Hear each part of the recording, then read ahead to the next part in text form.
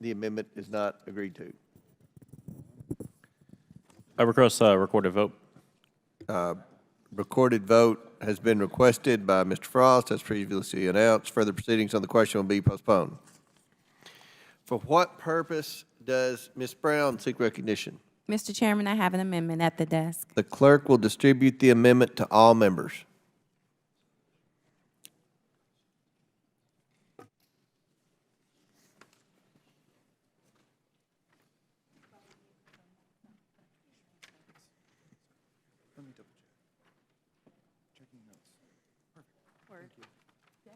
Yes.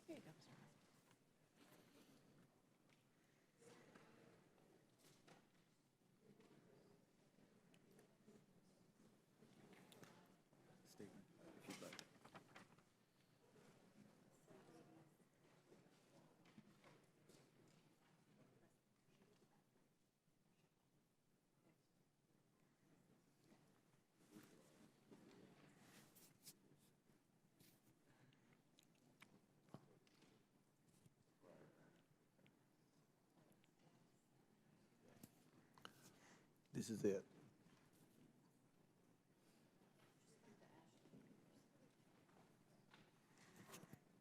Everybody have the amendment? The clerk will designate the amendment. Amendment to the amendment in the nature of a substitute to H.R. 8706 is offered by Ms. Brown of Ohio. Without objection, the amendment is considered as read. I reserve a point of order. The gentlewoman is recognized for 5 minutes to explain the amendment. Thank you, Mr. Chairman.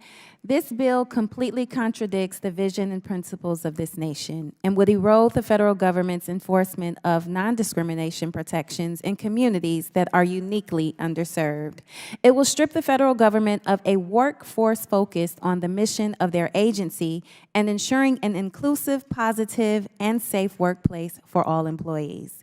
And to make matters worse, it would force federal agencies to close down all federal offices that operate diversity, equity, and inclusion programs, fire employees who work in those positions, and prevent them from finding a new job elsewhere in the federal government.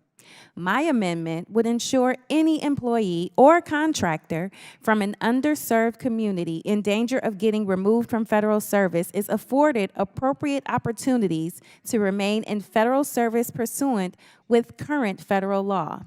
On February 16, 2023, President Biden issued an executive order that sought to build a federal workforce that reflects the fabric of our nation and deliver resources and benefits to the American people consistent with the needs of the public. This landmark executive order ensures equity for people that belong to communities that have been systematically denied equal treatment under the law. That includes employees who are from communities of color, individuals from communities that face discrimination based on sex, sexual orientation, and gender, including LGBTQ+ people, individuals who face discrimination based on pregnancy or pregnancy-related conditions, parents and caregivers, individuals who belong to communities that face discrimination based on their religion or disability, people who live in rural communities, and veterans and military spouses, first-generation professionals or college students, immigrants, people with limited English proficiency, and the formerly incarcerated or individuals facing employment barriers based on older age. The people who fall under these categories are your friends, your neighbors. They are also federal employees. H.R. 8706 would fire people simply because they had the misfortune to work at an office that our majority doesn't like. The bill as written would mean that a pregnant woman who is already likely to face persistent discrimination in the workplace would be fired simply on the basis that they worked for a federal or contracting office that supports diversity, equity, and inclusion activities. It would mean that a person who lives in a rural town would be let go with no possibility of reassignment just because they worked in a diversity, equity, and inclusion office.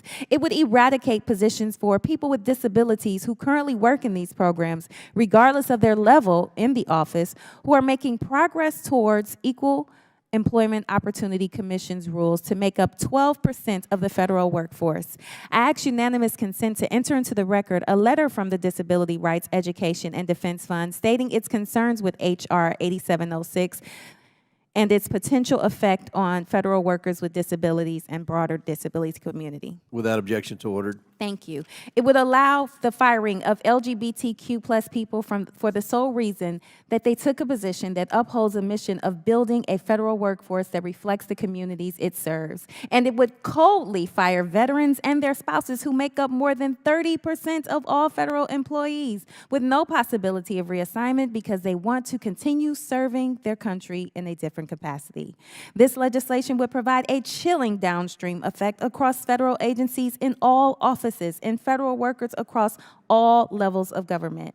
I ask unanimous consent to enter into the record the American Federation of Government Employees statement against H.R. 8706, in which they write, and I quote, "While AFG certainly applauds any legislative proposal to curb and eliminate employment discrimination in the federal workplace, we regard H.R. 8706 as actually setting back that cause, not advancing it.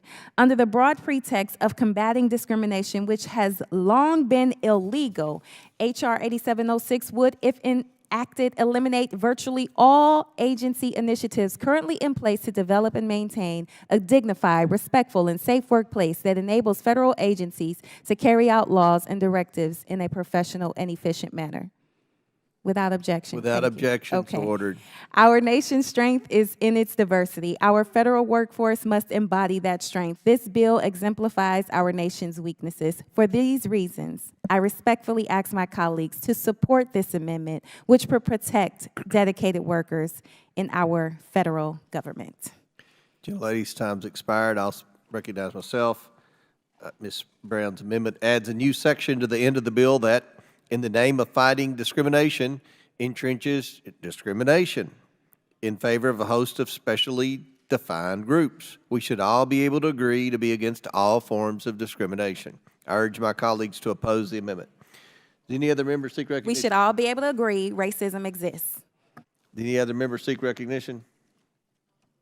Mr. Cloud. I'll just say I concur with the chairman. This amendment, in the name of non-discrimination, actually would be, if adopted, systemic racism